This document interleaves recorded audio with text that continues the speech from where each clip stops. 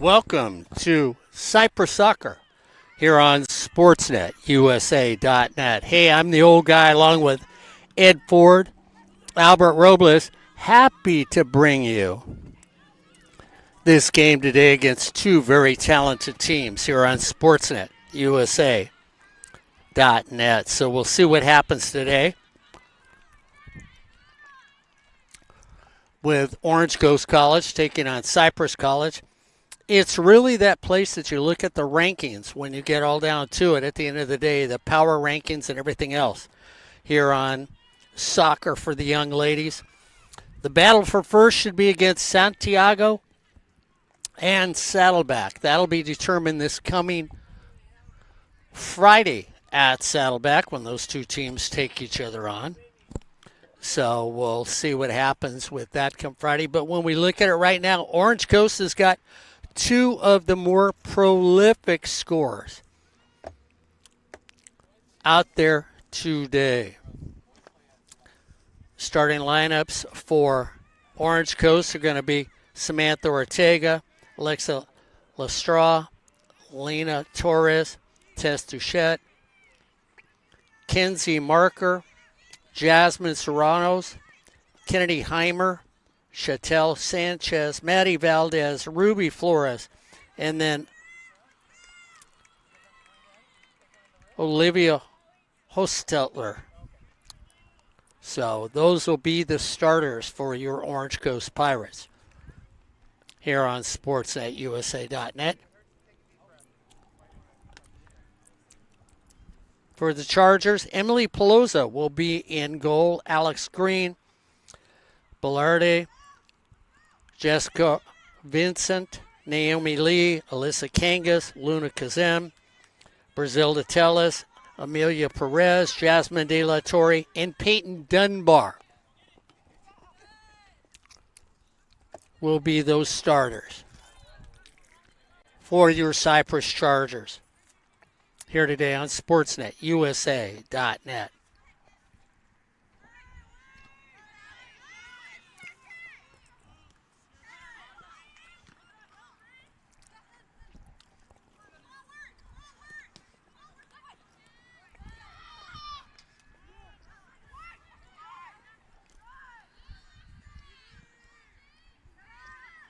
And when I say they're prolific, well, when you look at what Olivia has done out there so far, 15 goals, 11 assists, that gives her 41 points for the season. And Chantel Sanchez, 48 points with 18 goals and 12 assists. And when I talked to Kevin, the head coach, Kevin Smith for Orange Coast, I said, the women's game, he looked at me and he said, the women's game is over the top. The men's game, because he's also the men's coach at Orange Coast, is subpar this season. So if you love soccer, come on out and watch a little OEC soccer. Make sure you check out all the playoffs that are going on and follow your teams around. Santiago Canyon at the top right now. Why shouldn't they be? You look at their history in women's soccer. It's outstanding at Santiago Canyon.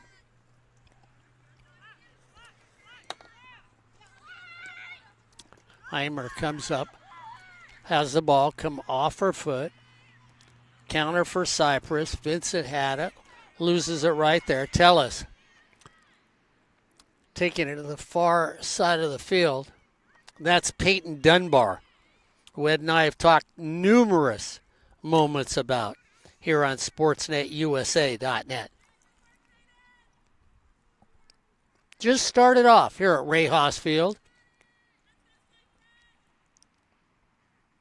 Both these teams will be in the playoffs. We were talking about power rankings, Kevin and I were, and Kevin said, four of the top 5 teams in California in the power rankings are here from the OEC.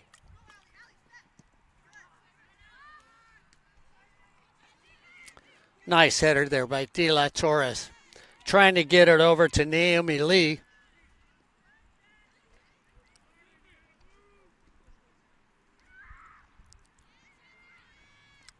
And usually we'll watch the Cypress team, especially the women, not the men, because the men play those close 1-0, 0-0 tie games. These are two prolific scoring teams. And when you look at Orange Coast, they're also a team that's got a tender that plays well. Header goes soaring by us here on SportsNetUSA.net. Be a throw-in for the Pirates. Jasmine Serranos. Looks like she will throw it in for Orange Coast.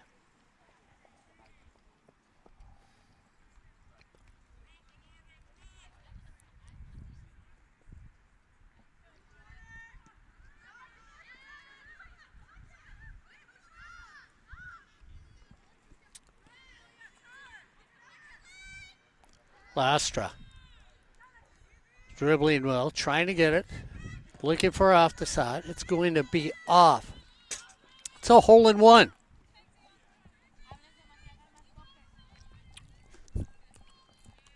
As the old guy flicks it as far as he can at my edge, Albert starts to smile. He says, come on, Mark, give a little more effort than that.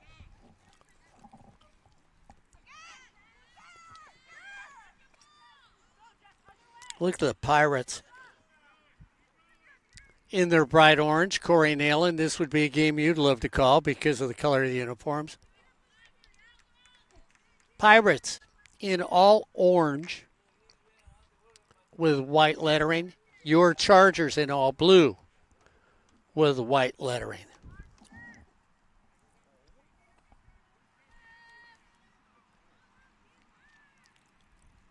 On a cool day, rain is coming into town.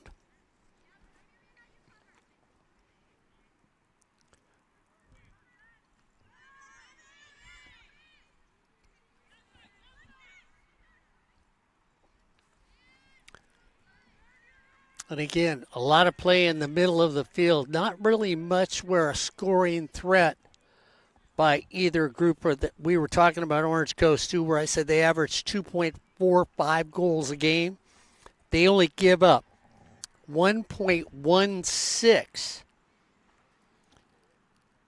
But their best tender with an .817 save ratio, 1.05 was in the goal today for the Pirates. So this should be one close to the knuckles.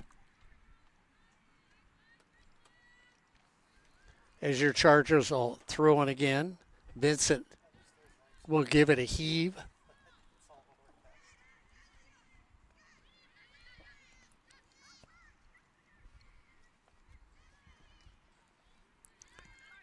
It's off the side of the foot. What a great little kick there by Heimer.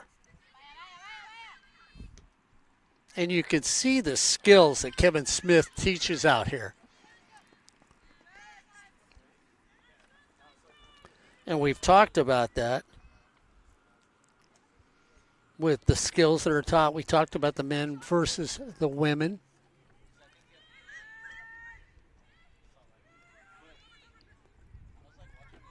And Edward's very interesting, too. The linesman's not watching, but next time, if you get a chance, watch Kennedy Heimer throwing the ball. She will step onto the field. She'll be a foot over the white line. That's an illegal throw-in. Hasn't been called yet in this game.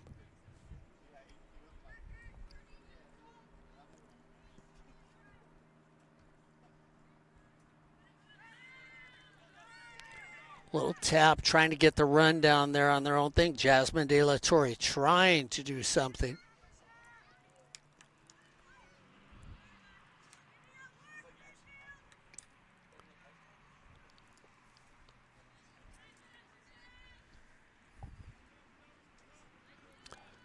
So we'll see if Cypress is playing a 3-3-4. Try and get a little more offense on the field. Shot for the upper right corner. And that was Jasmine De La Torre trying to get that shot off. Just comes up a little, doesn't bend. If it does, Cypress could be on the board first.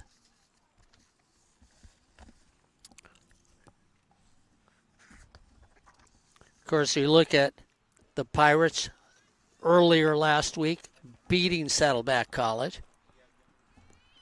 Came from behind in that one.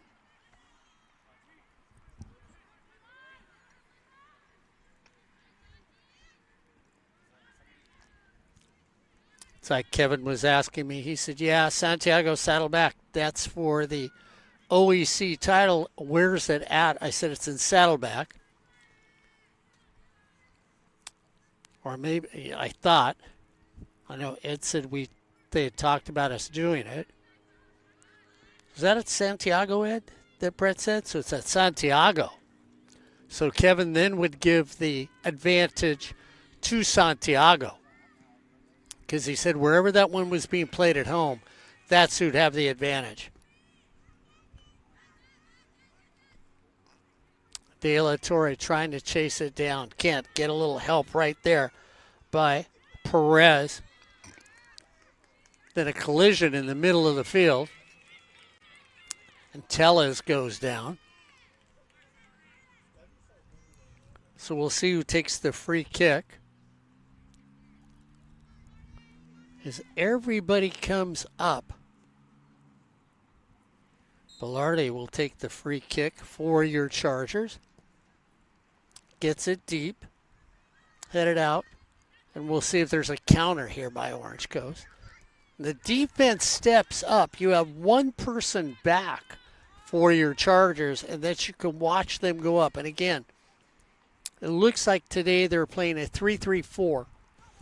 To try and get a little more offense out there against a very good offensive squad in this Pirate team.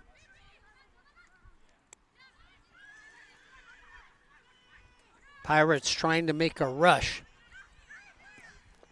Get it cleared out again. Trap it off your chest. Try to make the turn.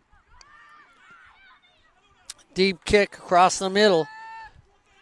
Luna Kazim trying to make a turn on it. Good ball goes down. Hand on the ball. Nothing called. And again, that's what we'll often say. Handballs, inadvertent handballs are not called in the game of collegiate soccer.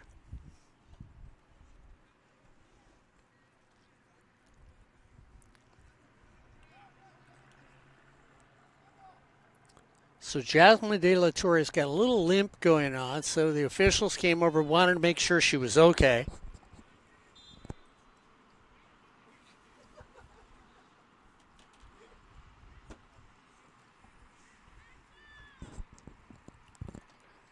Which she should be.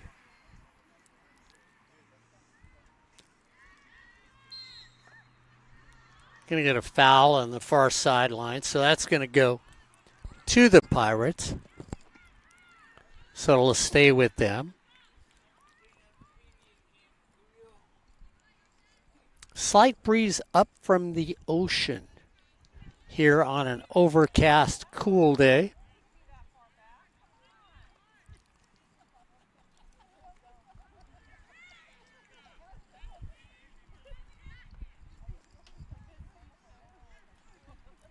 And it looks like Kevin's running the same set that Cypress is. It looks like he's running a 3-3-4.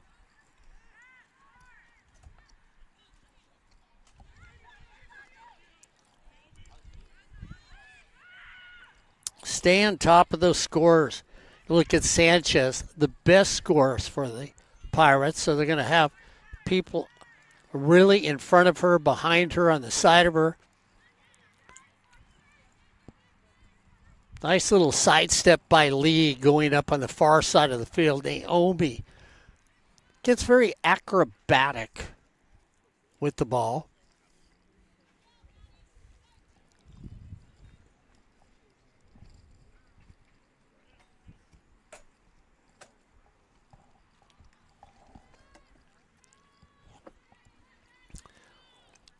And when you realize that you've got 4 teams in the top 5 in the power rankings, that just tells you how competitive the OEC is this year. And we know all of them will make the playoffs. It just depends where they get the rankings against them. De La Torre is trying to move. looking for a little help. Gets that fire. Kazem.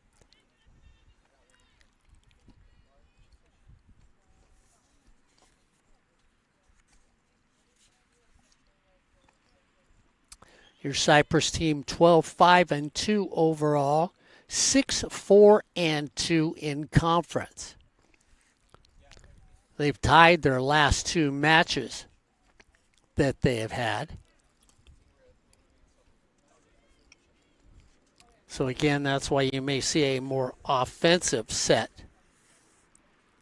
by this team right now.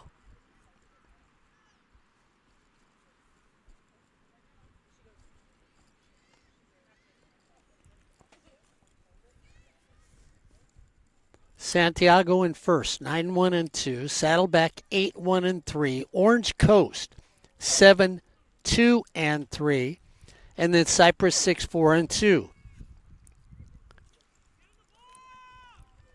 So if Cypress wins today, can win their last game, and the Pirates get on a mini losing streak, it could flip from fourth to third. Player goes down and stays down for Orange Coast.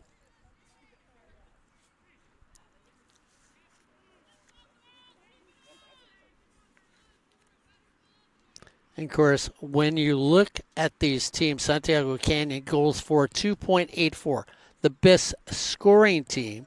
Right behind them, though, is Orange Coast at 2.45. Orange Coast has 45 assists. Santiago with 41. Point-wise, Santiago Canyon 149 points, and right behind them at 143 is Orange Coast. After that, nobody is close. And amazing, Saddleback has only got 111 points. They are 38 points behind Santiago Canyon and 32 behind Orange Coast College. So the Pirates and Santiago Canyon are two teams that can put shots on goal and in many cases get the advantage to score. Off the right side, made a save right there. So Samantha Ortega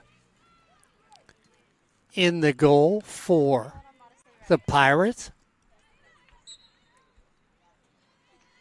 Player goes down at Cypress. It's going to lay down. So it looks like a little maybe contact to the upper head.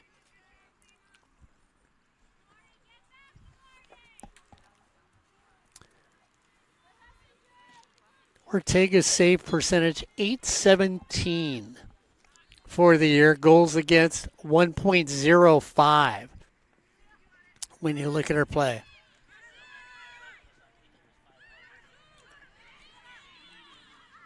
And you see them when there are better scores. And we got a flag up for offsides against the Pirates. And we're going to get substitution. So going out is Maddie Valdez for the Pirates. So the Pirates are going to substitute first. And Valdez has gone out. And Jocelyn Culp is now in the game. So Culp comes in, 5'6" freshman out of Costa Mesa High School, in for the Pirates.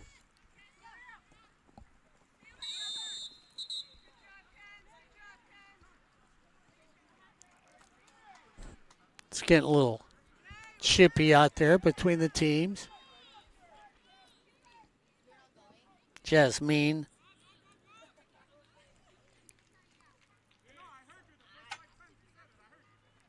will take the shot.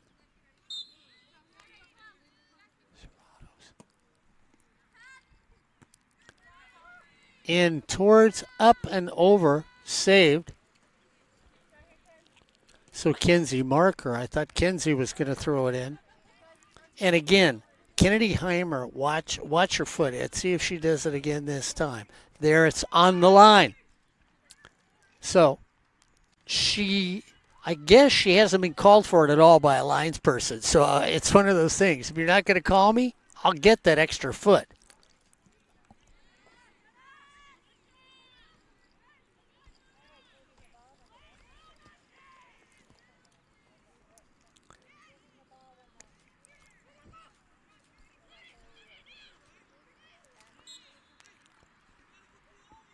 Let's get a foul on the play.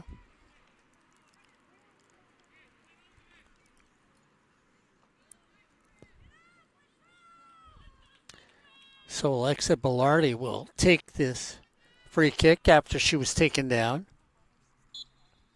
No score in these first 21 minutes of this first half.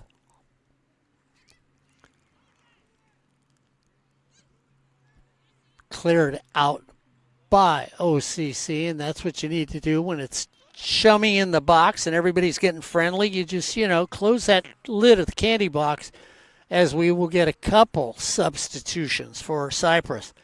Alexa's, it looks like, well, I thought Alexa was going, yeah, Alexa is, well, I've seen one walk off. Okay, there's two.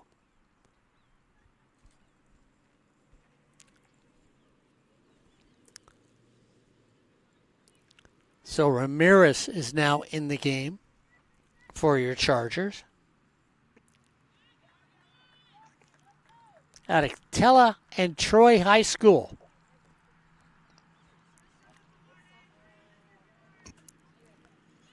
Not only can she play soccer, but probably her GPA is 5.5.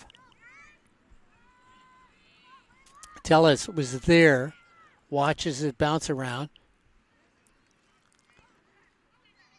And they come back and get it. Good defense by your Chargers, just trying to do what they can. Peyton Dunbar controlling the middle of the field. Vincent trying to put a little pressure. There's Naomi Lee dragging around the corner as it goes out.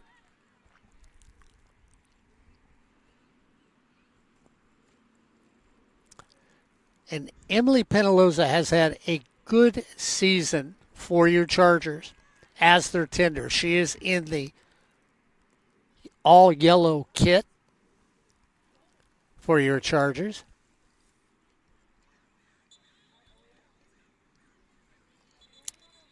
Throw-in will stay with Orange Coast.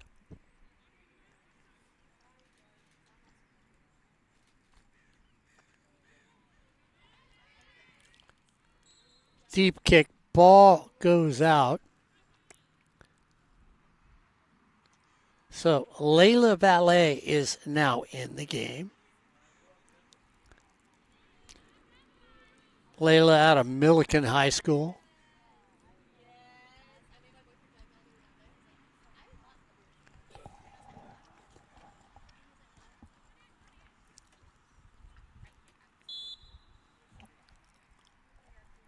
No shots by two of the more prolific scorers in the OEC this season.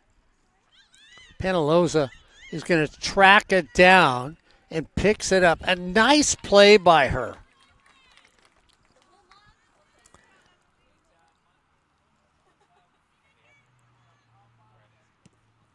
So Penaloza saw one of the top scorers from Orange Coast and said, okay, you're going to get your foot on it. I'm going to go get the ball, or at least get it out of the way, which she did.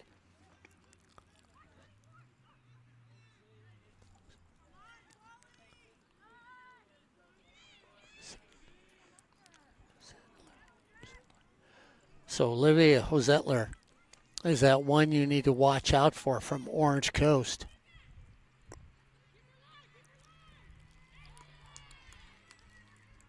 Taking it back up on the far side, trying to track it down. Again, that's Ramirez.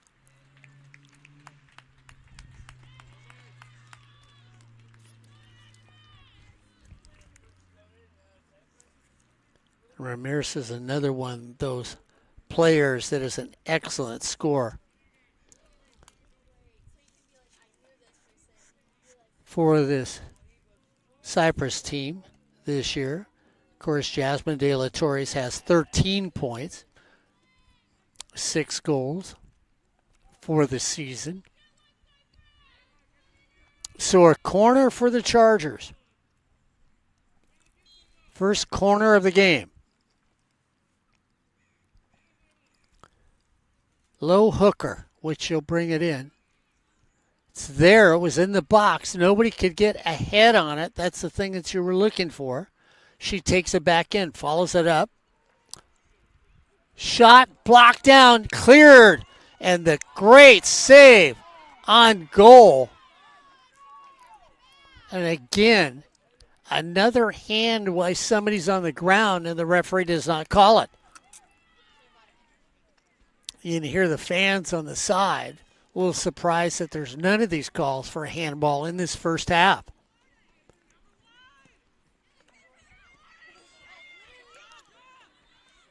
Perez has it go over the top of her head. Naomi Lee comes out and says, okay, I'll take on 4. Takes it to the far side. Dunbar comes up.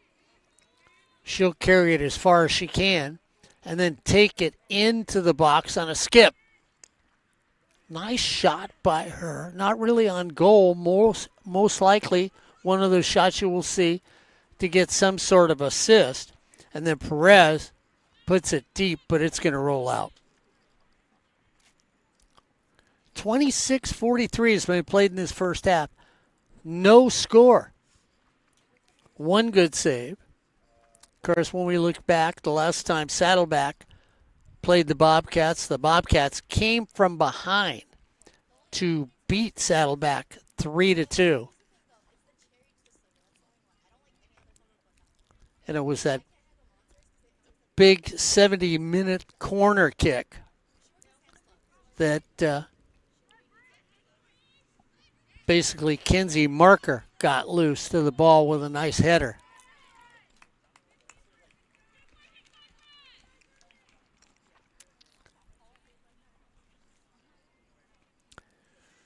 Two good saves by Samantha Ortega in goal for the Pirates.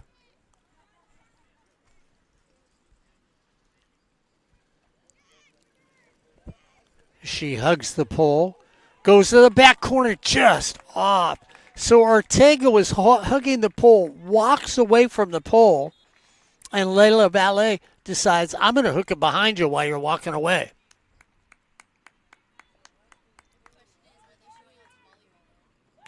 Brizelda Tellez goes off the field for your Chargers. And Jasmine De La Torres comes back on the field.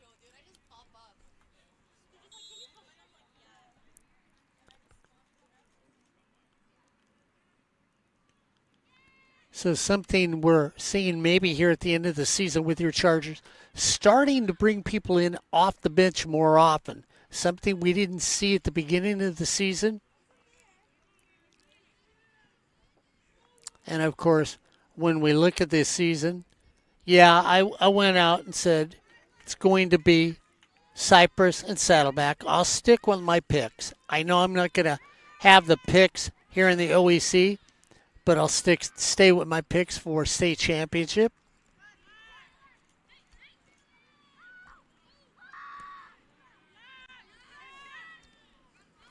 Nice header.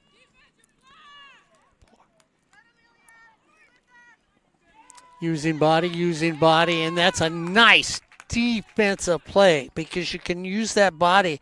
Amelia Perez just says, I've got it. Player goes down, whistle blown, and it looks like we get a booking on that play, which looked more like a slip than anything else.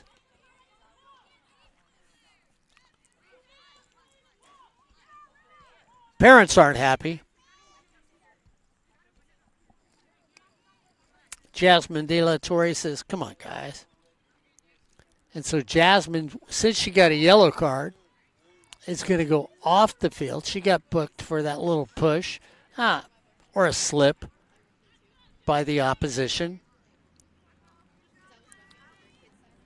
You know, basically, it's soccer. Joey Duong comes in. So she takes Jasmine's place. Referee has the ball hit him. Picks it up, drops it, and as soon as he does, Cypress gets to play the ball. So what you see here today is you have the Orange Coast Pirates really on the defense. They're prolific scorers, haven't had a chance to stretch the field in any way or form here at Ray Haas Field. And so something we don't normally see, Ed, and we've talked about it, is that first half aggressiveness by Cypress College, which has put the Pirates back on their haunches just a little and have not been the aggressors out here. And when you look at their two top players that can go out and get some goals, especially like Sanchez, the freshman from Mountain Valley High School, she hasn't even been a threat in this game.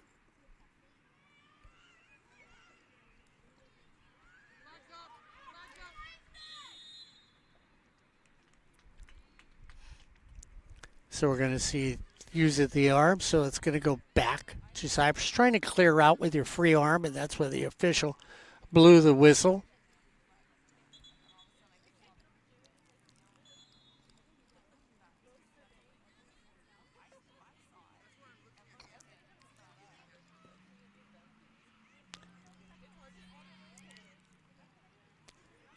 As the Pirates are moving left to right on your screen in the all orange.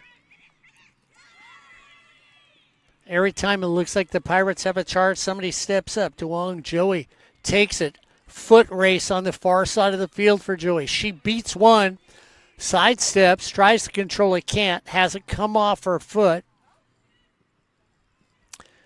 Sanchez was over there for Orange Coast. Little grab of the jersey.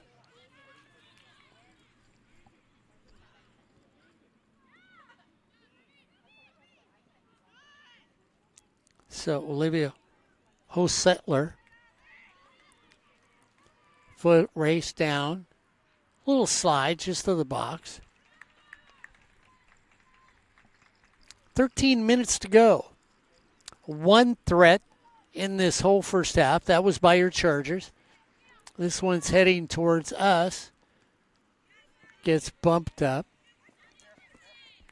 Let it go out. And no kick. Nice play by Emily Perez.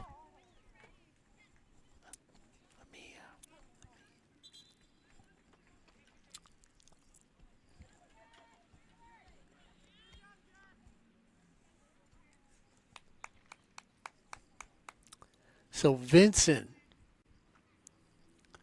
goes off the field with 12 minutes to go. And on the field comes Angela Herrera, midfielder, defense person out of Los Alamitos High School.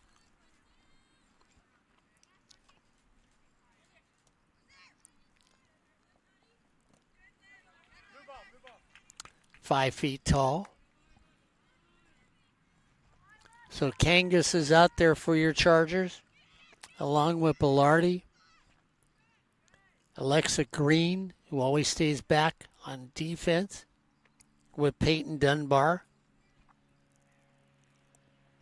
Naomi Lee. Layla Valet. And Velasco in the box. All you had to do was turn with it. They couldn't do it. Trying to have it where you can make a turn. That's all you have to do is try to get it out. Stopped right there by Kangas. Nice defensive play by her. Drops it off to Bilardi. Bilardi takes it to the far side of the field. Herrera.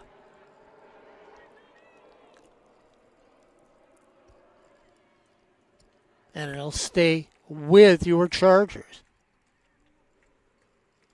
11 minutes to go in this first half. 0-0 here on SportsNetUSA.net. The men will be coming up this Friday, as long as the weather cooperates for all of us. It's a good day today here on SportsNetUSA.net.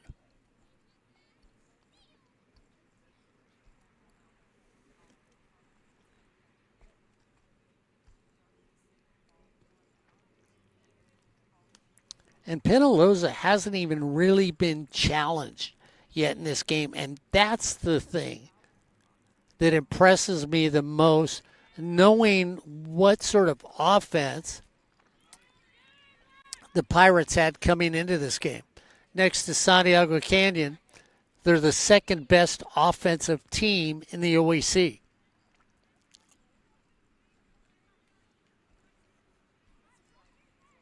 And of course, Santiago Canyon's doing what Santiago Canyon has done for years in women's soccer. Once again, trying to be a dominant team in the OEC when you realize in 2006 they won 2006, 2007, 2009, then 10 through 2016.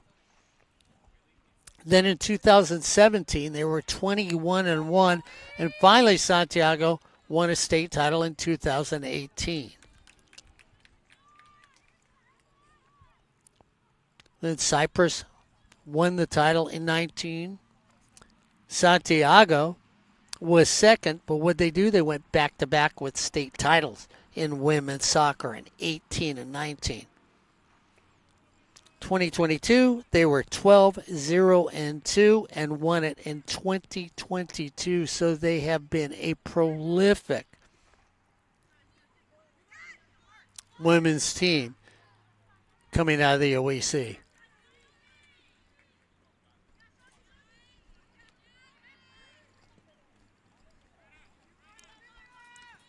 Trying to knock it down. That was Kara. Go up, trying to track. Marker is in front, playing defense for the Pirate. Takes it up the line. Nice kick by Marker. Coming back for your Chargers.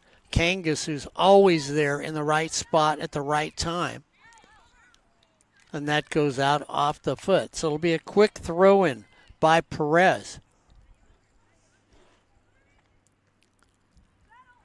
Trap, nice little drop at the foot. 4 orange jerseys, 1 blue one.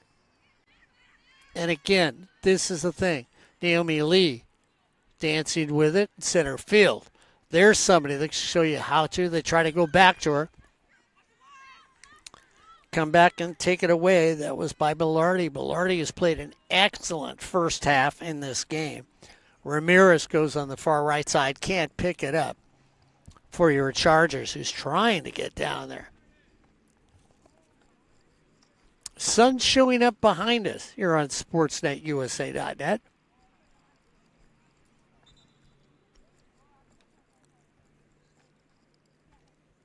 So Culp looks like she's going to the sidelines for Orange Coast. So Culp goes out and Torres comes back in. Torres for OCC, that sophomore midfielder out of Marina High School.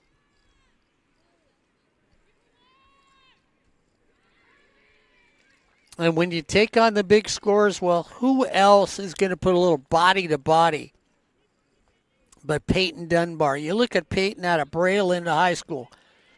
Forward, defensive player, 5'9".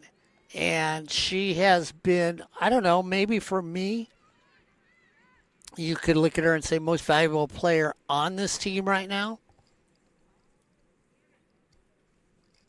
And don't look at the Cypress Chargers record as Bilardi goes out. Had a great first half.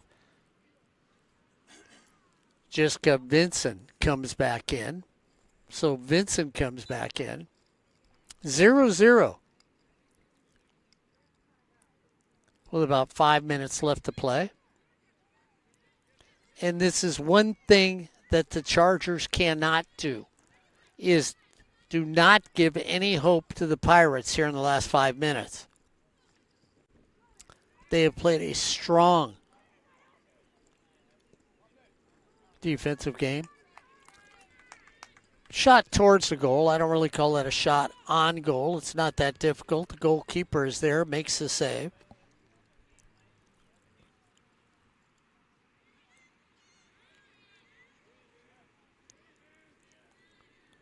And you can see now maybe the Pirates are going to try and put somebody out there, which you will end up seeing like Mary Jane Cara will try to sneak out here on the far side. Cara, the closest one as a Pirate in her orange outfit. Kennedy Heimer trailing up behind her, playing defense. But Heimer will come up. Heimer makes it most of the throw-ins for the Pirates. That'll be another goal kick. Again, the defense has been just incredible today for your Chargers. They have been solid, to say the least. And if this is what they can roll over into the playoffs, they will be what I picked them as, one of those teams that you must beat if you want to win the state championship. Stays with Cypress. Vincent was going to throw it in, gives it up. That's going to go to Perez. Amelia throws it in.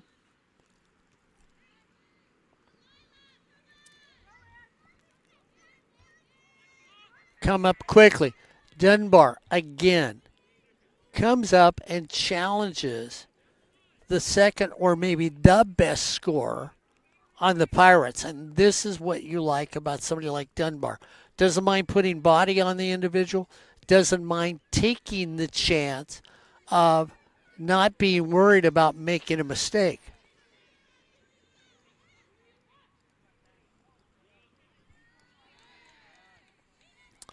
Taken away again, Dunbar to clean it up after Kangos makes a nice defensive play for your Chargers.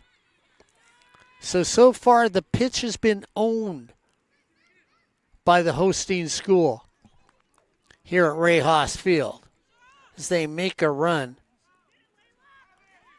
Layla over the top, it's in! I thought that was going over the top, and it dropped on a big kick.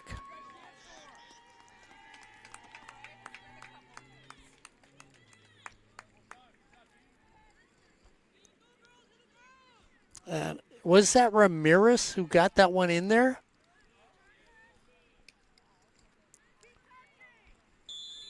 So I think Ramirez is the one that scored the goal. I'll find out from the official scorekeepers.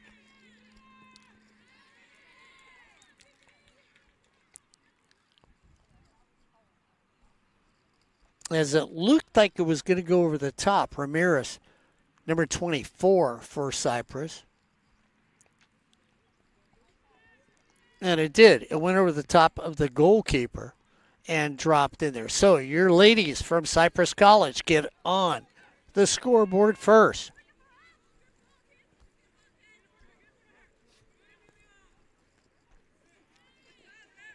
Heimer takes it across the middle, looking for a call, doesn't get a call.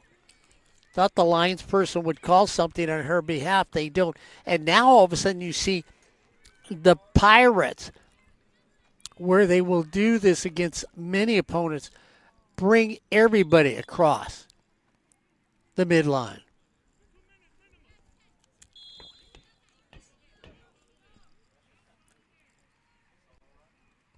Two minutes.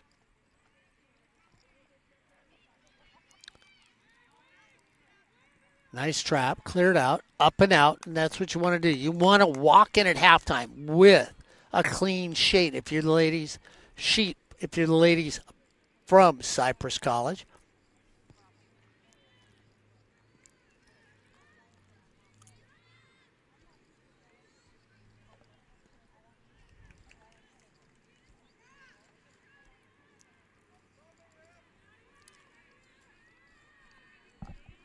So a little under 2 minutes left in this first half. Penaloza goes in, doesn't let anybody in orange have an opportunity to make a play on the ball. 1-0.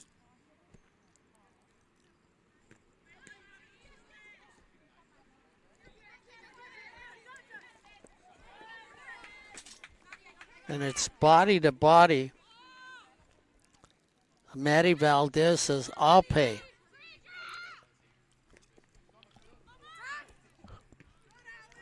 You know what, Ed? I just find it amazing. So watch who they keep getting it to, because nobody will call this on her. That time she drug her foot.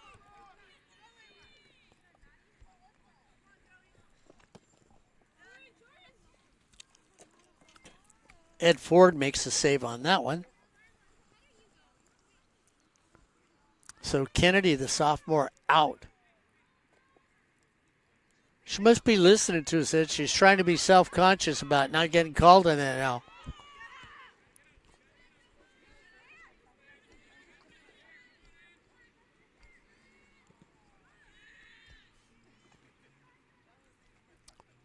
And yes, I do have a thing that bothers me about illegal throw-ins. You've got to take the ball directly over your head. You can't take it over your shoulder.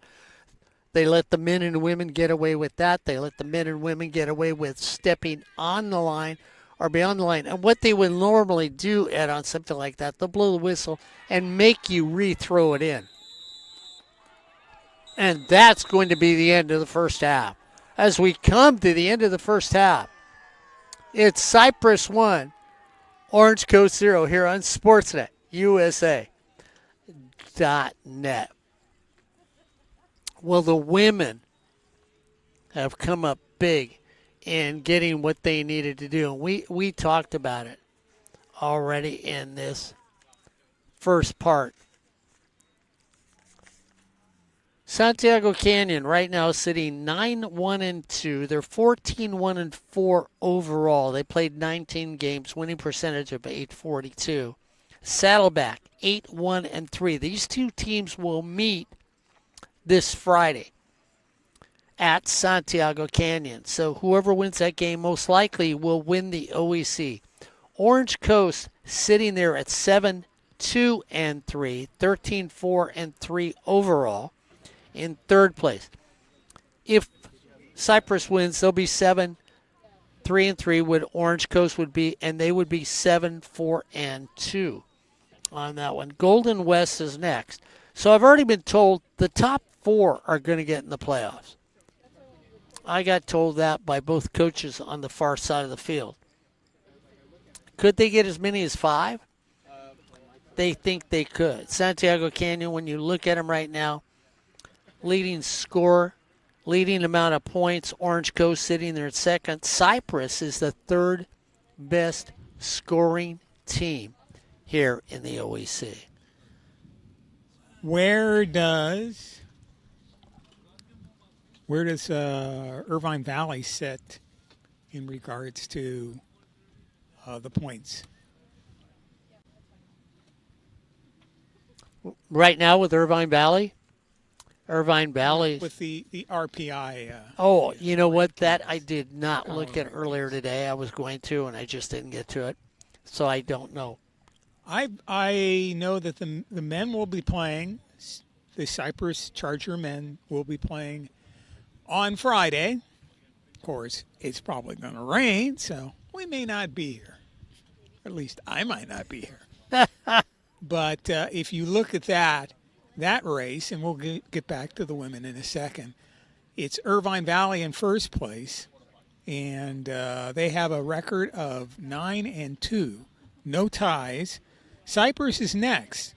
Their record is 7-2-3. So those 3 ties help them. So that could come down to that final game. However, if Irvine Valley wins today, because both teams are playing today, and Cypress would lose, then it's all over. Irvine Valley has it. and that's just looking at the OEC mark. But if you really look at the power rankings, because I was looking at the power rankings today for the men, and you always want to go out and play every game, but Friday's game in outside of who wins the OEC and has the bragging rights is kind of pointless because Irvine Valley is so far behind Cypress in the power rankings. They're not going to catch them. Mm-hmm. I mean, if they win today and they win Friday, they're still not going to catch Cypress men. Cypress men will definitely be. I mean, they're numerous, large lead in points in those power rankings over Irvine Valley. So it looks like to me that the Chargers, if they go, as Corey was mentioning, if they just go down that list, bang, bang, bang, bang, bang, and only move a couple teams where they have to because of some sort of conference type of conflict, it would seem to me that the Charger men are in, and they will be. They should be one of the top. They're taking 24 teams. They should easily be one of the top 12 teams. So that would mean they would get to play at home. To start. So I'm looking at the Charger men playing next Wednesday in, they would play one of the lower, higher, one of those seeds that has a bigger number next to it. Yeah, exactly. Like 20 or 19 or something like that. So I think the Charger men are in really good shape. But as I was saying, they still want to go out there and play the last two games, play hard, win both games. Irvine stumbles, then the Chargers win the OEC. Yeah, I don't think that Golden West and Fullerton can catch up. Well, they can if the Chargers win two games, then Fullerton and Golden West in the men's can't catch them. Yeah. Yeah, the thing that's interesting on the women's side, of course, they haven't updated since the 28th for the rankings when I just went to them. But Folsom Lake's still number one. Power ranking, they are number one in the state of California. Saddleback's 2-2 rankings and in power rankings. Long Beach is 3, but 4th in power rankings. Santiago Canyon is 4th in the rankings, but they are 3rd in the power rankings. Then you go to Sierra, San Francisco. Then you get to Cypress, who is 7th in the rankings. They're 8th in the power rankings, sitting there. Then you look at Canyons, Fresno. Canyons is all the way down ranked 10th, but they're 6th in the power rankings. And I was trying to see if I could find. There's Golden West is 14th in the power rankings. And they only do 20 in the rankings here. But Orange Coast has got to be easily in those top 24, which means they would end up going to the playoffs too. So right now, like Kevin told me, 4 teams definitely are in. That would be Santiago, Saddleback, Cypress, and OCC would make it in to the playoffs, with Golden West a shaky maybe. And on top of that, Cypress, Santiago, and Saddleback are all going to be in the top. They'll all be top seeds. So that first day of play, they get that day off. Yeah. They wait for, the survivor of, whoever. Yeah. Yeah, they should all get a bye. Against number 23 or something like that. They should get a bye. Yeah. That's the way it is. I can't see where those 3 teams can't get a bye. I mean, they're just 3 of the best teams in the state. Well, it was funny. I looked at Kevin and I said, as we all know, I don't like RPI when it comes to softball or any other sport. But I looked at Kevin and I said, I don't understand your guys' RPI. I said, there were teams that won that dropped 5 spots on the men's side. And his reply to me was, well, they didn't play anybody that good. Ed, what I don't understand is you're number 5, then you play somebody, you beat them 6-0. That's what Long Beach City College did. 6-0. and they dropped 5 spots because they beat this team they were supposed to. They knocked their brains out that they were supposed to, but the team is supposedly no good, so therefore it makes absolutely no sense in the power rankings. Well, the problem is they just didn't score enough points. That's why in 3C2A in football, in their power rankings, that's why Deanza decided to score 99 points the other night, because they knew that if they only beat the team by 70-6, hey, they're going to drop. So they decided to go out there and score 99 points. Yeah, it's all absurd. It makes no sense. I mean, if you have a weaker opponent, and in soccer, if you beat somebody 6-0, that's the equivalent of in baseball beating them 15-1 or Yeah, I don't get it. 16-0. I mean, you can't do anything about that team not not having a good roster. Well, what happens when, as we've seen sometimes, we're not going to try to pick on any schools in particular, and even outside of football, there have been forfeit games in soccer this year. There have been forfeit games in volleyball. What do you do in those situations? Yeah. The team forfeited. They didn't have enough players. The bus broke down, or whatever the reason is, they didn't want to play you. Why should you drop because of that situation? That's not really fair. Yeah, well, you brought up football because one of the football teams that made the playoffs had 2 forfeits, Mount Sac. And I brought that up to somebody, and they said, oh, yeah, see, that's going to hurt them because in power rankings, you get no points for that. At the end of the day, they made it, and then somebody else told me if another team would have not lost that bad, a team that did get in would not have made the playoffs and I thought, so are the power rankings just this mythical thing that we look at and we still at the end of the day just say, oh, well, I'll take these 1 through 10s and let them in? Well, the power rankings that I saw for football, Saddleback wouldn't have been the number 2 seed. They weren't that high. Mm-hmm. And Mount Sac was in those power rankings that I had looked at they were 3 or 4 or something like that. So it's like, it makes no sense. Yeah. It makes no sense. Make any sense. Let's just go by who wins on the field. If you have teams that are habitually not competitive, then they need to shutter their program, or you create, as we've talked about before. We have at one time we didn't have American division and national division in football. They were all kind of mixed there together, and there was a lot of unfair stuff, and a lot of people in the north thought, well, why does City College of San Francisco always get to play in the championship?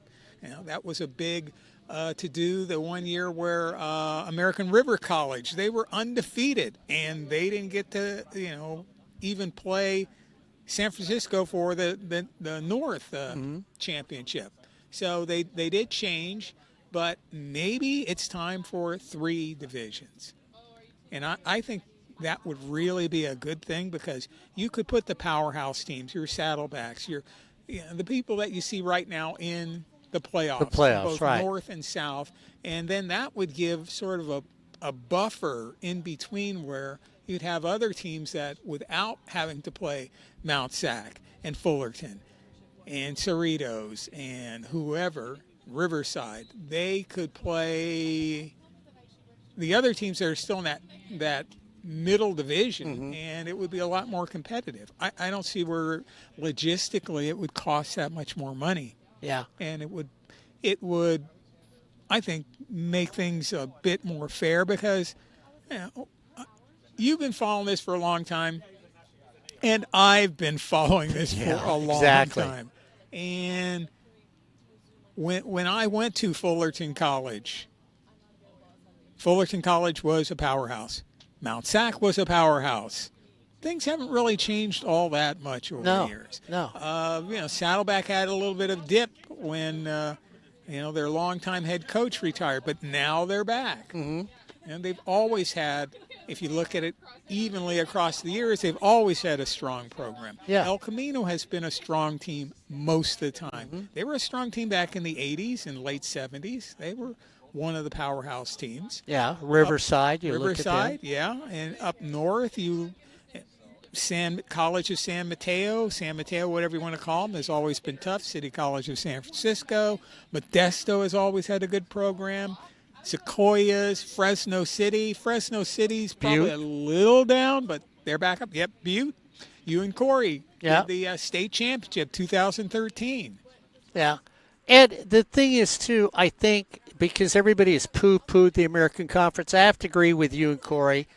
There should be some sort of championship crown where you upgrade the American Conference, that you make the American, instead of saying, oh, you're the poor sisters of the backlot, because Corey said you could take a couple of those American Conference teams this year and have a great, whatever you want to call it, championship on the American Conference. At least have the teams that, they're going to play sort of a Northern American Conference championship and then a Southern one. Have those teams play each other, the South winner and the North winner. Especially, there have been years where these teams have gone undefeated. I mean, De Anza's a powerhouse. They're 10-0.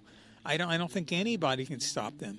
Los Medanos went, I think, 9-1, and then down our way you have Victor Valley had a great year, and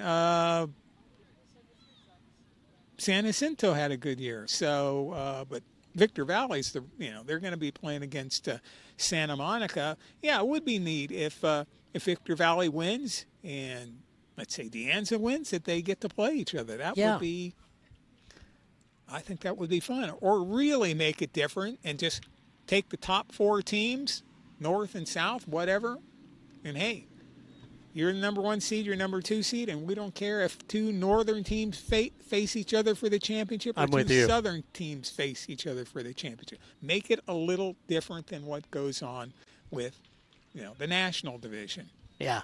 No, I'm with you. I like that. I like if the North teams are the best and they win the playoffs, then let them play each other. I mean, that's what happens in softball.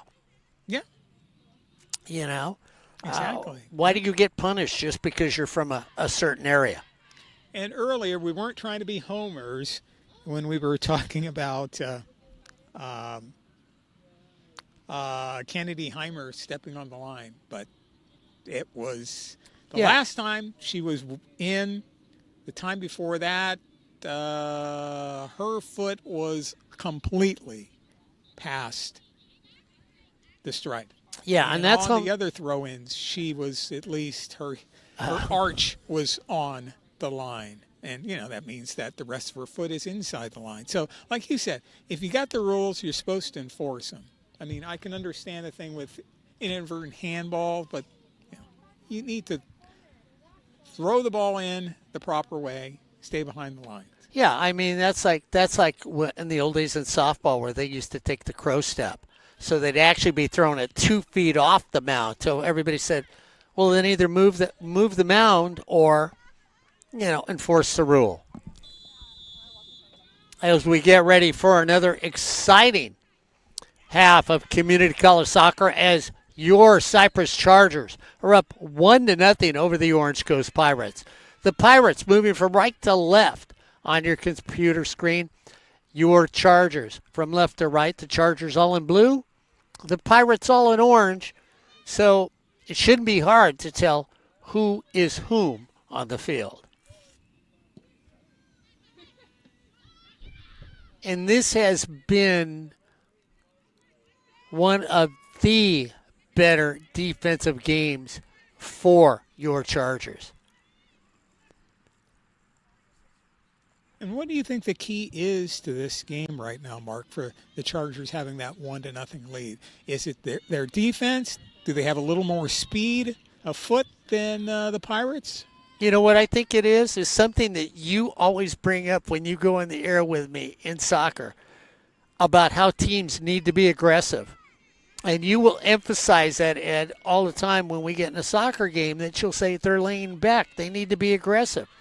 I think the Chargers came out extremely aggressive because they acted like this was going to be a shootout. And that has put Orange Coast more of a defensive tempo than an offensive tempo. Field's a little slick. It's a little damp out here. Trying to make the turn all the way to the corner. Crosses it. It's going to be out an edge. You just see it there by Vincent taking on two individual. So I think they've taken the Ed Ford attitude, and that's been the difference in this game today. It also seems like, to me, my observation is also that the Chargers have been passing a little bit better than Orange Coast. And I think Orange Coast is capable of passing better because they couldn't be where they are right now if they weren't. But right now I think their passing's a little down, and the Chargers have better passing. Well, and the other thing that the Chargers have done is when you take away the top two scorers of a team, which they have done in this matchup, every time the top two scorers for Orange Coast touch the ball, there's two people around them. You put the pressure to have to find other scorers, and Orange Coast hasn't been able to do that in this match.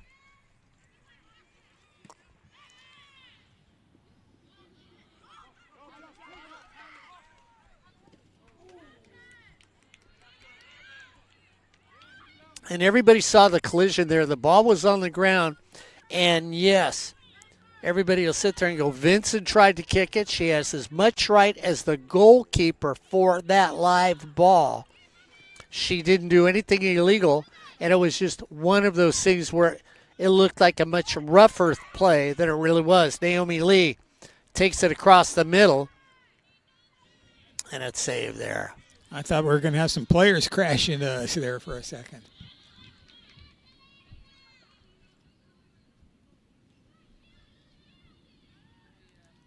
So Samantha Ortega,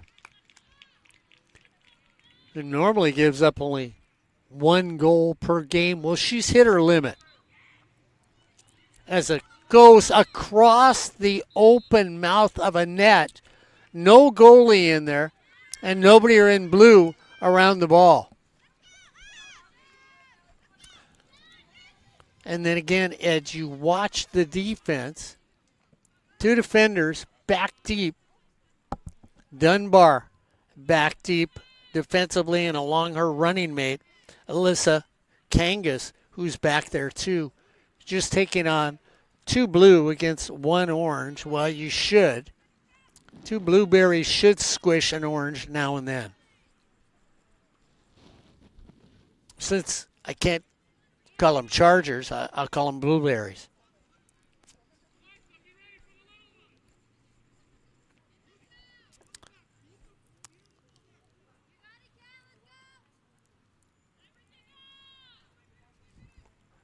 Got to clear it out of the box. It's sitting there. Bluefoot's got to get on it. Finally do. Vincent can't get it. And again, just get it back to the middle of the field if you are a Charger fan. Nice trap off an orange body. Clear it out. Naomi Lee trying to get away. Naomi Lee looking to do something. Couldn't get the ball away from Marker. Lustra had it for Orange Coast. We get offsides.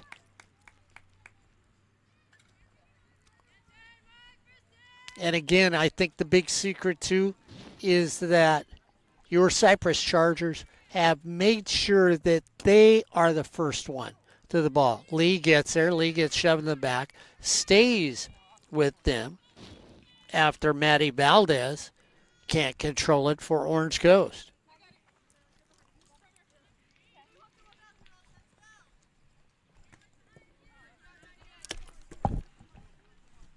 You're welcome.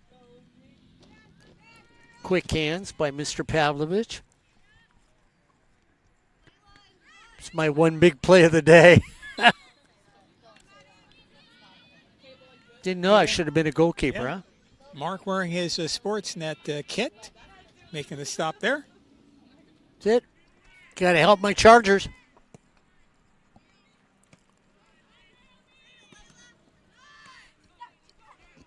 And this is it. Trying to find somebody in the middle. Lead him right there, just behind Teles. She kicks it. And if you could have let her just a little, Ed, it'd have been a straight shot on goal. But again, there's the aggression. And I'll bring it up again. All soccer year, when Ed and I have come on the air, and Ed comes on the air with me at halftime and then stays with me, Ed will always emphasize towards the aggressive team and say, hey, this is what you need to do.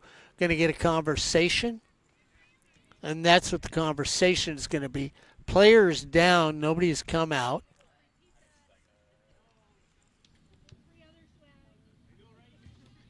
Yeah, she kind of, players collided there, and Dunbar came down on her, not in any sort of malicious way. It's just as they both fell, and I think her arm or elbow. And that's Chantel Sanchez, one of the big scorers. I think it kind of hit Sanchez in the face or the forehead. So in the middle. Once again, Naomi Lee goes for it.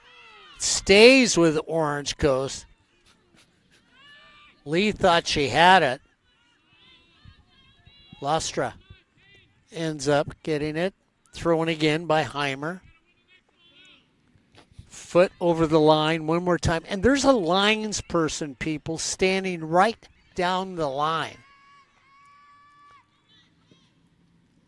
Skipper that goes across the middle. Nobody touches it. Ed and I are staring at each other because there must be another line that's like 8 inches inside of or outside, or however you want to put it.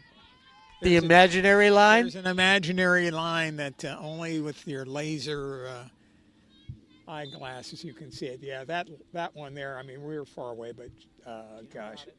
A camera guy that looked like at least 1 foot, could have been 2. Could have. And again, I'm not blaming the player because I'm going to be like Corey Nealon would tell you. Hey, if they don't call it, it must be legal. Deep throw in. Headed out. Stays with the blue team. That's your Cypress Chargers. You know, one of our colleagues, Ray Baker, used to also live by that credo, especially playing golf. That's right. If it's a 9 and he says it's a 2, it must be a 2.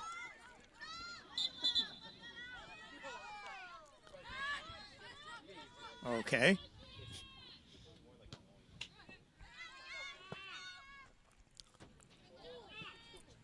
See, now, if that was hit at the Sportsnet table, we would have cleared it out, Hit it over there by, the SIDs and the scorekeepers, wannabes.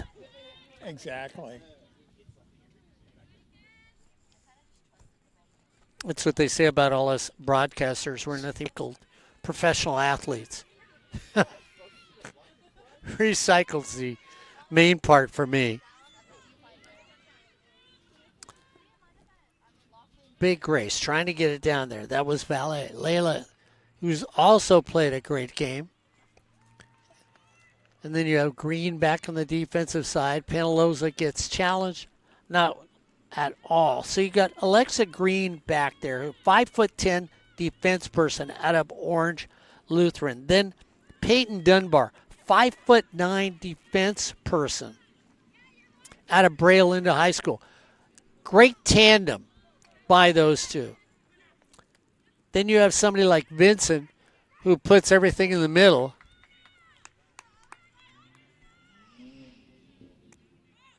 And that keeps things going. 1-0 on an excellent shot in the first half. Looked like it was going to go over the crossbar, and it ducked down for the score. Never did get an official answer from the scorekeeper. I had Ramirez getting the goal. Now, when Cypress AD West dropped by, did he mention, isn't there another event going on tonight? He didn't say anything to me. Okay. Of course, they might have basketball going on right now. I thought that maybe there was going to be a basketball game tonight at 6 or 5 or something like that. Check at 6 or 5 or something like that. Check out the Cypress College Athletics page and see if there is a game going on. Finish watching this game and actually come to the campus and watch some basketball.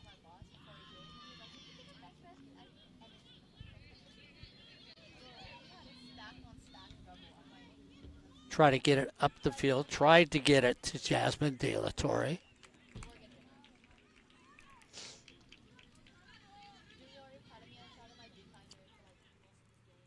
So when they're on the far side of the field, got Naomi Lee, Vincent, Green, Dunbar out there for you.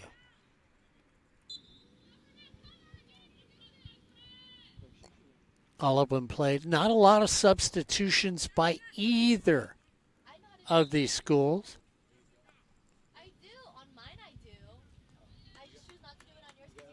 Sanchez in the middle, along with Olivia. A settler out of the Academy of Our Ladies of Peace.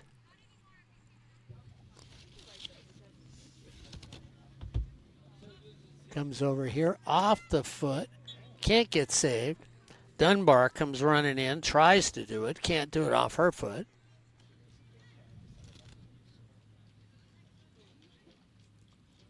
So that's going to go back to Kenzie Marker. So Marker will throw it in. Kenzie stays in when she throws it in. Over to Jasmine. Jasmine tries to clear it out for Orange Coast, but the defense steps up once again. Naomi Lee, again, love Naomi weaving her way through the willows. Puts a shot on right there. Naomi, again, Ed, you've talked about her too. A very, very talented young lady. Thank you, Corey Nalen. Cypress volleyball tonight, Ed, at 6 o'clock. So thank you, Corey, for letting us know. Get a yellow card. And that's another thing that's coming up here in the 3C2A. Volleyball playoffs are very close. Okay, and we have a score provided by Albert Robles for us. Cypress Orange Coast, this is the men at the half. It is Orange Coast 1, Cypress nothing. Actually, 13 minutes and 31. So we kind of have a reverse. Here the women are ahead 1-0, and over there at OCC, the men are down 1-0. Yeah, and the OCC men have played a lot of soccer that way this season. Ball dancing around by the goal goes away.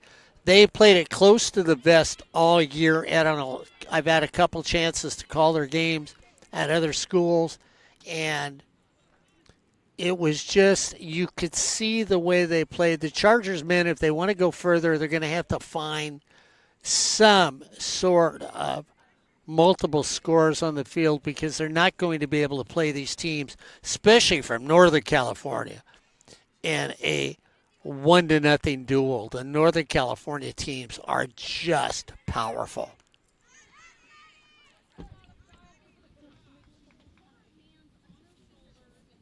So I can hear the parents going, wait a minute, you got to call that foul. They're going over the top, and it's interesting.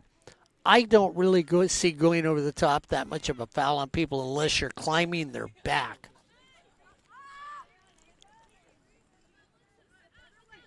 And Brianna Briggs has now come in the game. Another player that a lot of people may not talk about her, but Brianna is an excellent player out of La Mirada High School, a freshman. She's been outstanding all year, too, when you had a chance to watch her. Dunbar just does what you have to do. Flip it out there if somebody's there. Dunbar, Naomi Lee, along with Jasmine De La Torre, Luna Kazem. Already talked about Brianna Briggs out there too. And then Brizelda Tellis. Some of the players on the field for your Cypress Chargers. Briggs tries to turn. Ball goes back. Lee gets it. Takes the tip of her shoe. Drops it off on a beautiful pass way to the outside. That's to Bilardi, who has had an excellent first half. Has controlled the ball well when she's had the dribble going on. So Dunbar comes out.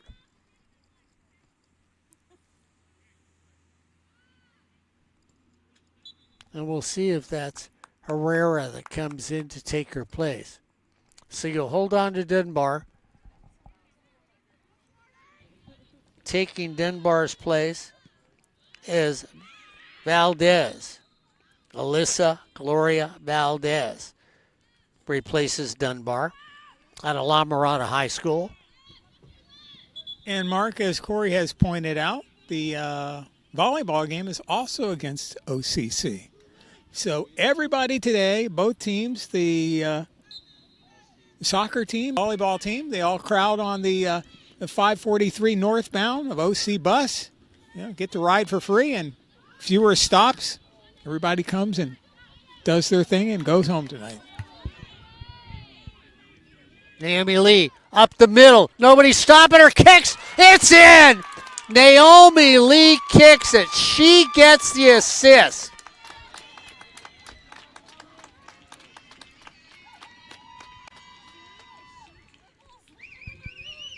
A two-player bank shot there.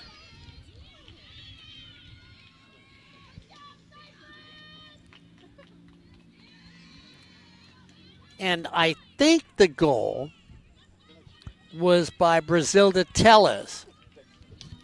I think you're right. Albert will confirm. Yes. Albert had it on camera, and that's how it happened. Tellis scores. Lee gets the assist. It's 2-0.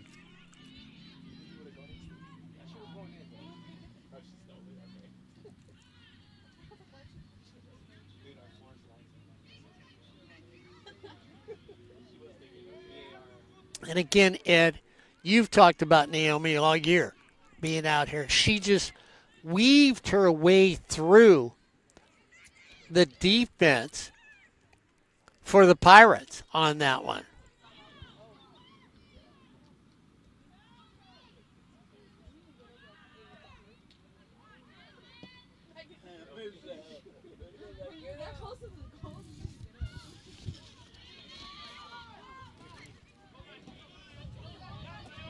And Naomi has found her way to have one-on-twos multiple times to come away with the ball. 2-0.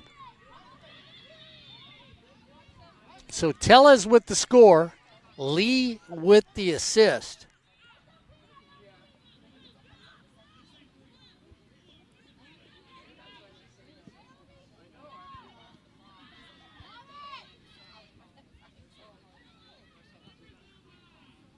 Here in the second half.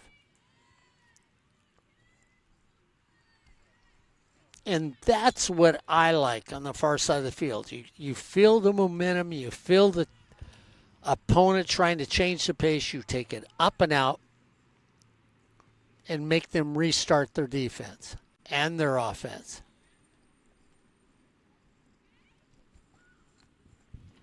And I love when a player is talking like Maddie Valdez is to the official, and the official's going to look at him and say, no, and that's once again trying to work the officials is what you're seeing by some of the players. Again, if Corey Naylor were here, Mark, that's part of the game I would get from Corey.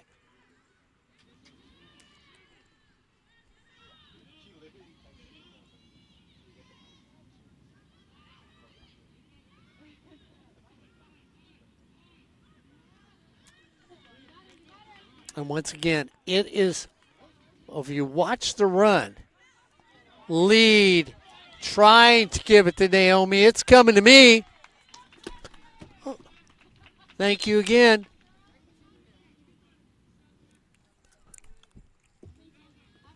That's 2 today.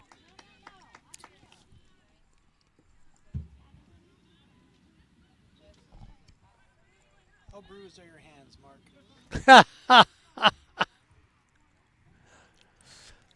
See, Albert Robles concerned about me over here. Corey Naves today.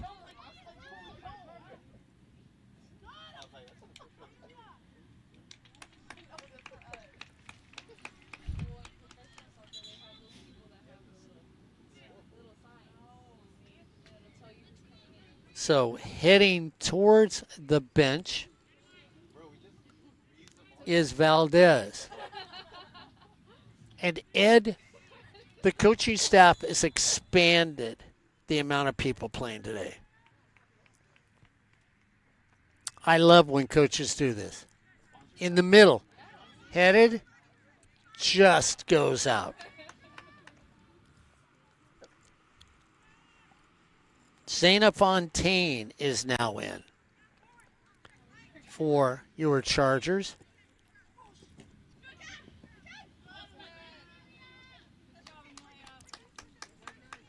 Perez with a deep throw in. Tries to go to Fontaine. Can't keep it in. And Ed, when you watch the throw-ins by the Chargers, you'll watch them throw in going parallel to the line. Yes, they do.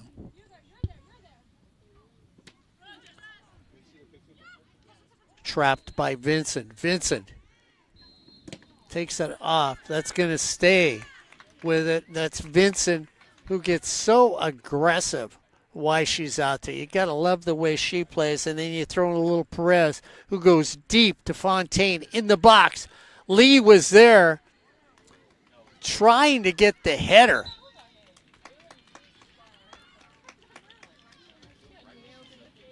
Little too tall for Fontaine, who has a lot of height, Mark, but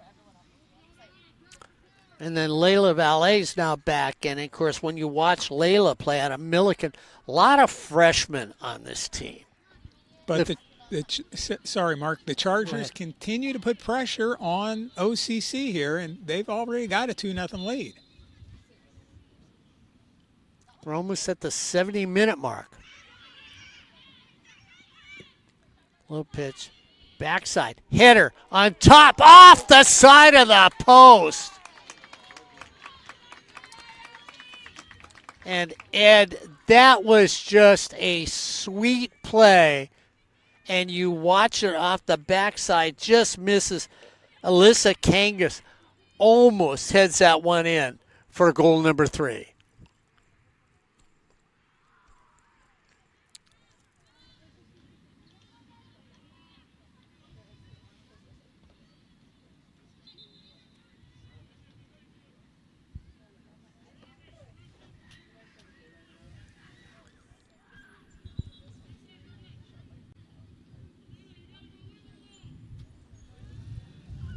So we're going to see what will happen now, because Orange Coast is trying to go deep with the bench and trying to match up against the Chargers.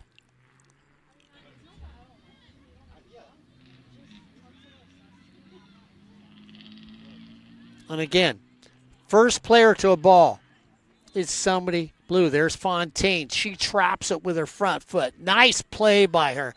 Tries to get it out in front. Can't do it. There's Kangas heading it back in, and who's got it? But your Cypress Chargers, and it's a run up the middle again. If they could have seen Vincent sooner, she had the run going. Goes back to Vincent. Jeez. Yeah, you kept it in front of you, Mark. I did. That's all that matters. Save number 3 for Pavlovich.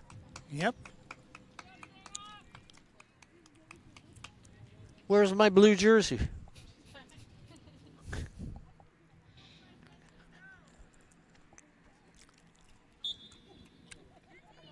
See, give it to Dr. George.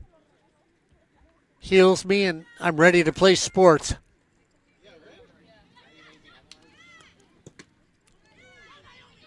Naomi looking. Naomi passes one. Dances by two. Flips it over to three. Naomi goes down in the box. Nothing called. In the middle, trying to track it down. That's Valdez.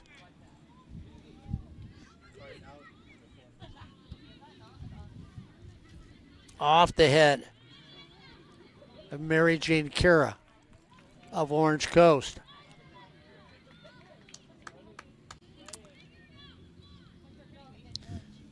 Mary Jane out of Ayala High School, 5'10". And that does make her the tallest player on the field for Orange Coast.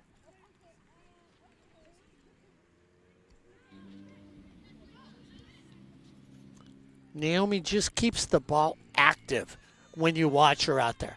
And quick as the Pirates try and get back, there's somebody there in blue making a defensive play for your Cypress Chargers as Bilardi's out there again. I've said how well she has played, Ed. Even though she's not scoring, she has just had an outstanding soccer match against the Pirates.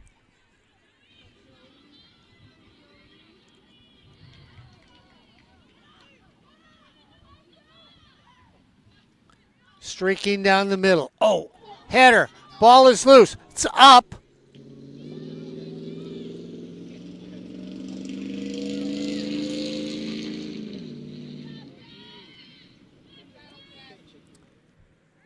When you watch the play by Vincent, who took the ball away. That's Alberts. A little too far. And you see the way Vincent is playing. Of course, Naomi Lee right now, if she plays this way during the playoffs, watch for this team to sparkle. Because Vincent just played, her and Naomi just play like kissing cousins out here, that they know what the other one's going to do. Up by 2. 16 minutes to go. Orange Coast needs to find something. Penaloza just says, it's money. It's money. Emily having no threats on her day, and that says a lot for the defense for your Cypress Chargers.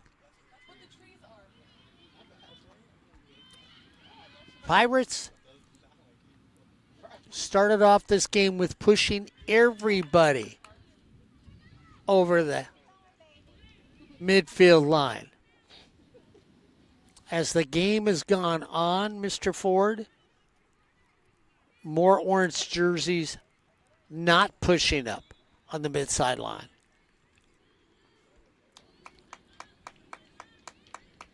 Yeah, 15 minutes and some stoppage time left in this game. And I'm not saying you need to do this for the entire remainder of the time, but OCC needs to bring everybody up for maybe 5 minutes or so and see what that can accomplish.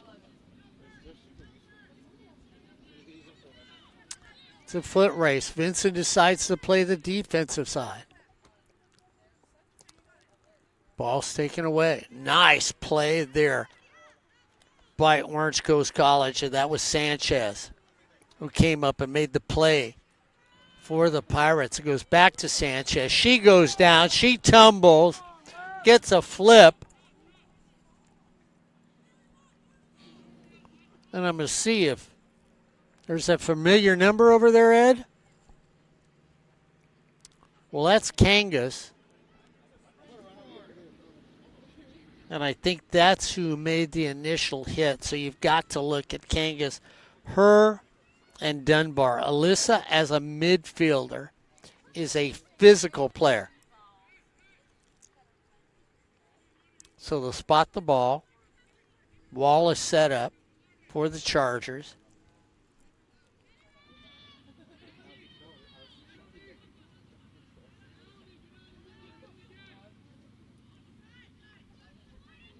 Avery Boland in the game now. Boland turns around for the wall. She wants to find out where it's at.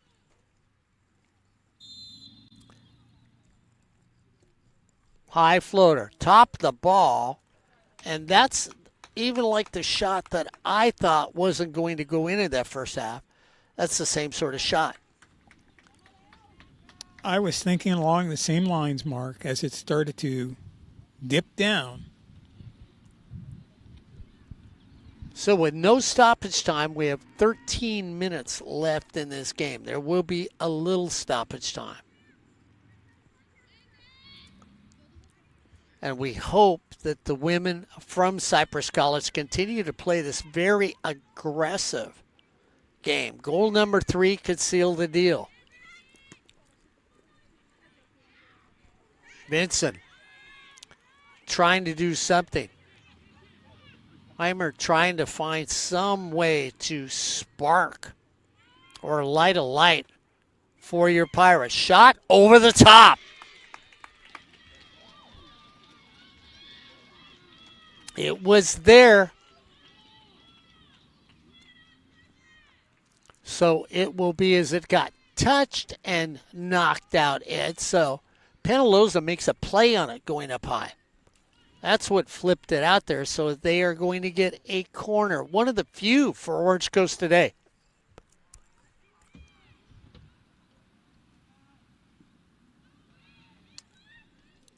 Ball is down.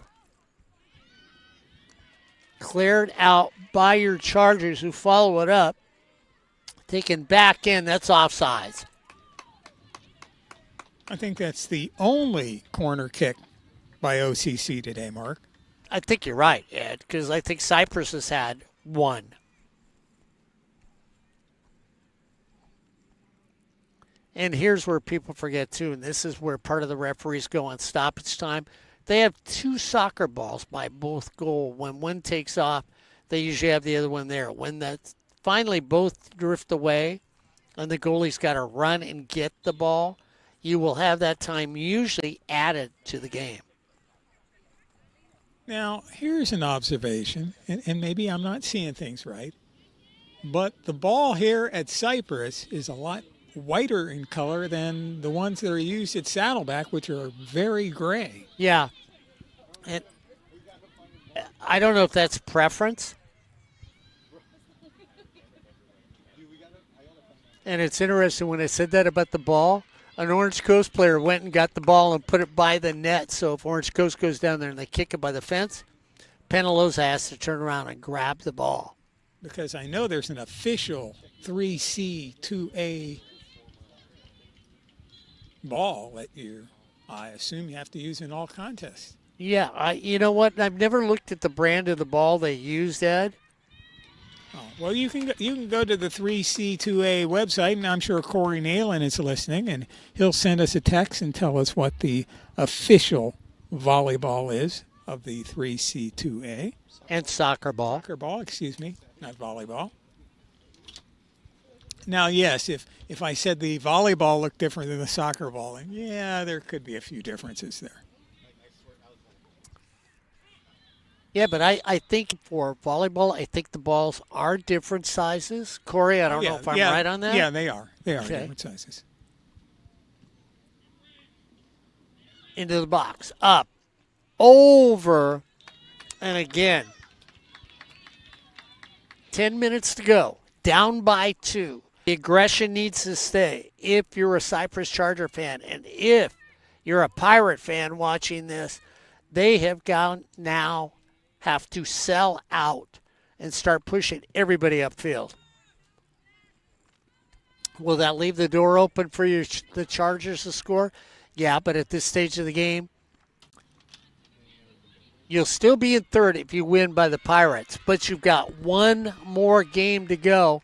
And if you go up the food chain, if you're the Chargers, that will give you a better seeding when the playoffs happen.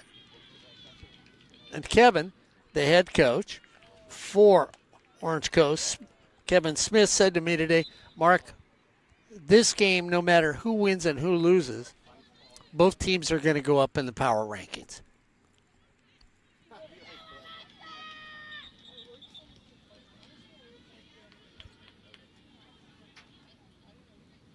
And it's a little amazing. I know we've been out here when the sun has been down when we're taken down, but it feels like tonight's game, it's gotten a little colder, a little darker, and you wonder if that's affecting the end of this game.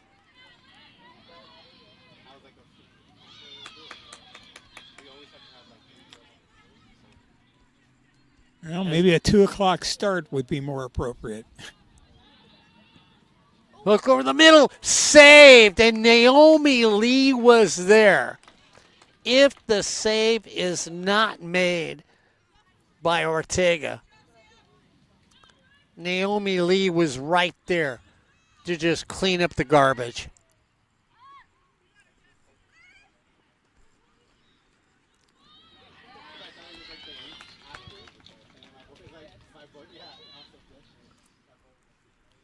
Naomi Lee has been the star of this game, along with everybody on the field for the Chargers. They have been an aggressive offense. They have been a solid defense, and they have taken advantage of every opportunity they've had, and they have smothered the big scorers for Orange Coast.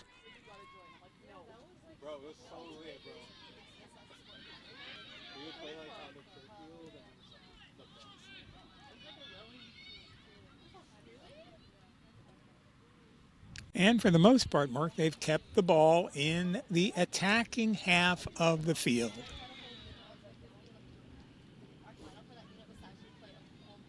And teams that can't do that are just not going to win. Yeah, exactly. Exactly.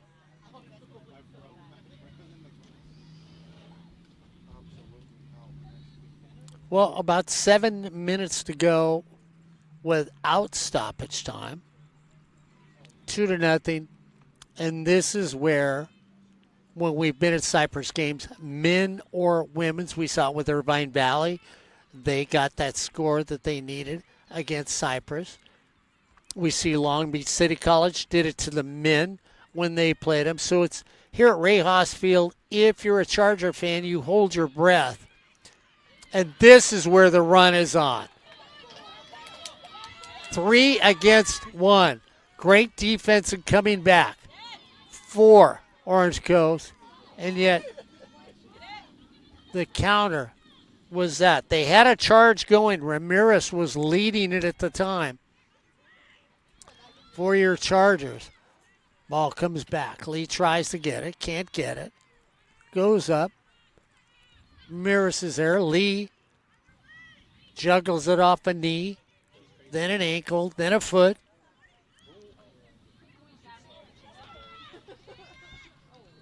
Ball's miscalculated as it slows down, going downhill off the side of the field. 5 minutes.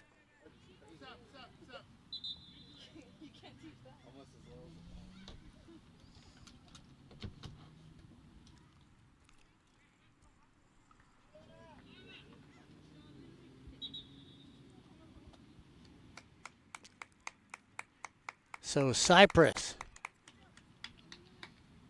is going to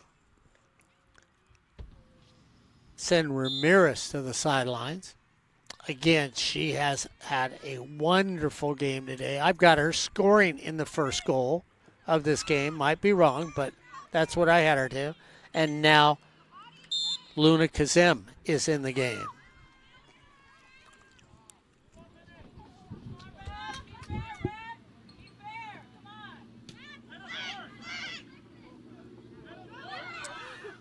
So Corey just said, Ed, there's no designated soccer ball. You can't find one. He's going to keep looking, though.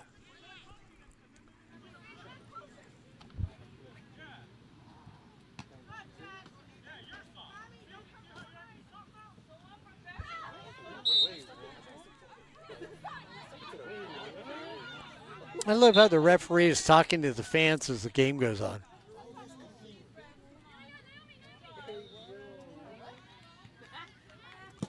Big hit by Marker. Kenzie Marker puts a foot into it for your Orange Coast Pirates.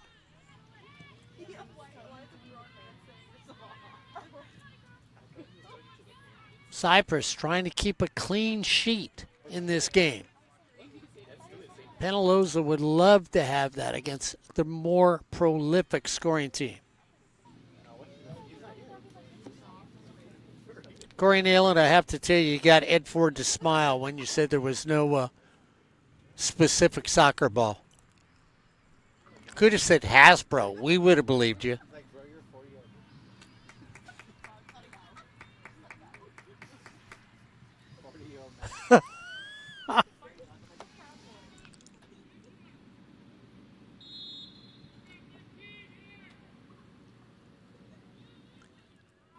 Griselda Tellus comes back in.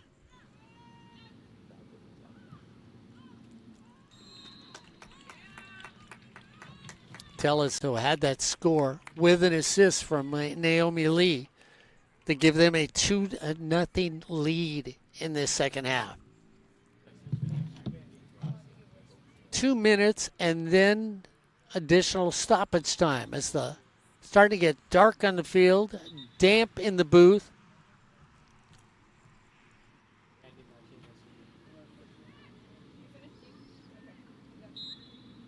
And we're at that 2-minute time zone.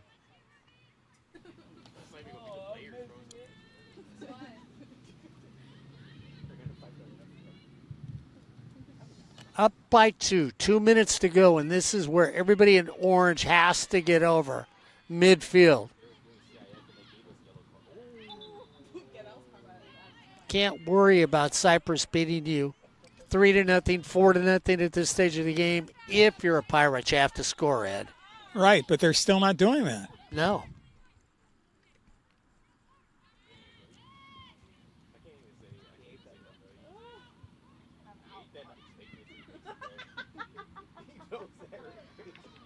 And this is where you walk your goalie out to midfield. Yeah, I just do not understand that. Penaloza will polish her shoes, wave at the crowd, take a little more time as she can.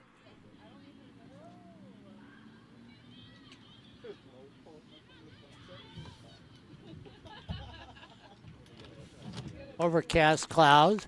We'll let you know what we're doing if we're out here at Cypress on Friday. A lot will have to do with the weather here on sportsnetusa.net.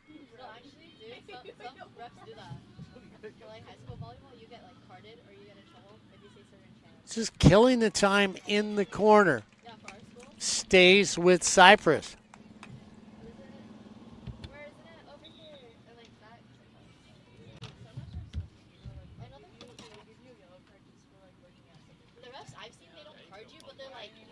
The referee thought there was going to be a substitution.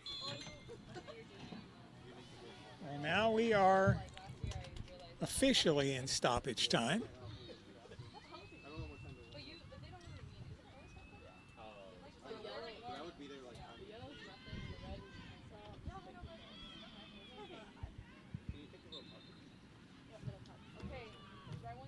Desperation time for the Pirates.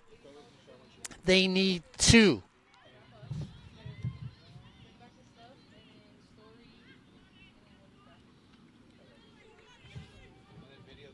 Lee comes over. Naomi says, "It's me against the world right here. Now I'm going to clear it out. Turn. Take it across the middle. Come back to Naomi. Nice play by Luna. Naomi Lee has to go off. Naomi Lee looks at it. The official didn't know which way to call it. Cypress says, doesn't matter, we'll come and take it away. Your Chargers should have this one in the breadbasket. Up 2-0 on good defense, solid offense, and wonderful, aggressive team play. As the OEC looks like it's just going to get tighter, Mr. Ford, when we start looking at the playoffs. Absolutely. Well, we have used up at least a minute and a half of stoppage time.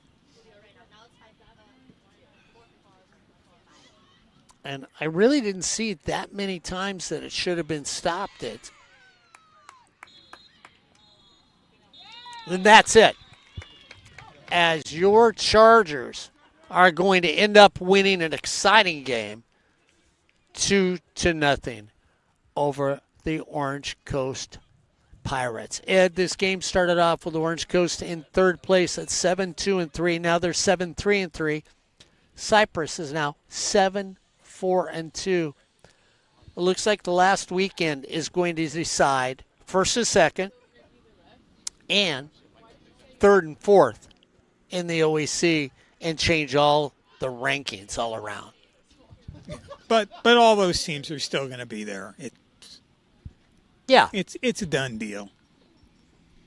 And we'll see what happens, and hopefully with the weather coming up, we'll see what happens with the men. Exactly. Maybe do we have a late score on the men from Albert's going to get that one for us. As the women beat Orange Coast 2-0. We'll see if the men follow the women in victory lane today here on SportsNetUSA.net. Cypress comes back on the men's side, Mark. Shows a little offense and wins by a score of 2-1. Excellent. They were down 1-0. Excellent. So both teams will go up in the rankings. Both teams will go up in the standings. And that will reset where they may be when it's playoff time. So that'll bring us to the end of this game. As the lights start to go out on us, since we don't have any except the natural ones, for Albert Robles, for Ed Ford, and the old guy, your women end up beating Orange Coast College 2-0 today here on SportsNetUSA.net.